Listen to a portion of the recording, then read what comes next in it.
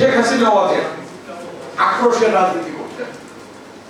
আক্রোশের বশবর্তী হয়ে বিএনপি এবং অঙ্গ সংগঠনের নেতা কর্মীদেরকে তিনি গুম করেছেন, খুন করেছেন এবং বিভিন্নভাবে অন্যায়, অত্যাচার, জুলুম, নির্যাতন, জেল, জুলুম, হুলিয়া, বিভিন্ন ধরনের নির্যাতনের পথ বেছে নিয়েছিলেন।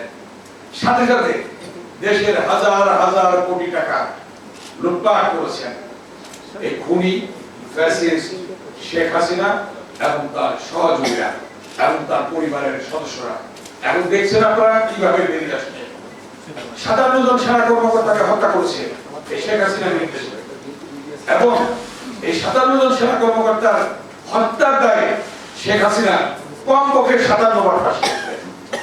শুধু তাই নয়, আজকে শত শত নয় হাজার হাজার নেতা কর্মী রক্তের বিনিময়ে যে আজকে স্বৈরাচার ফ্যাসিস্ট খুনি হাসিনা মুক্ত বাংলাদেশ সৃষ্টি হয়েছে, গণতান্ত্রিক ধারায় দেশ বাধিত হচ্ছে, সেই সকল শহীদদের বিচার হচ্ছে এবং তাদের সেই গণহত্যার বিচার, সেই বিচারও শেখ হাসিনা সহ তার সহযোগীদের ফাঁসি হবে। এবং এই বাংলাদেশে খুনি ফ্যাসিস্ট শেখ হাসিনা আর কখনো আসার কোনো সুযোগ নেই, আসতে পারবে না।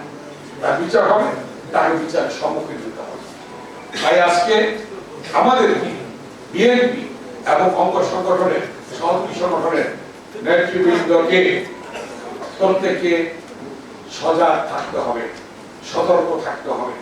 ষড়যন্ত্র কিন্তু শেষ হয়নি, ষড়যন্ত্র চলছে, ষড়যন্ত্র হবে। তার মধ্য দিয়ে বিএনপি এবং অঙ্গ সহযোগী সংগঠনকে সকলকে ঐক্যবদ্ধভাবে কাজ করতে হবে।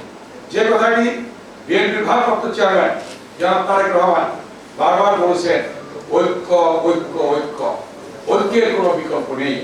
আমরা যদি ঐক্যবদ্ধ থাকি তাহলে ইনশাআল্লাহ আমরা আমাদের চূড়ান্ত লক্ষ্যে পৌঁছতে পারবো।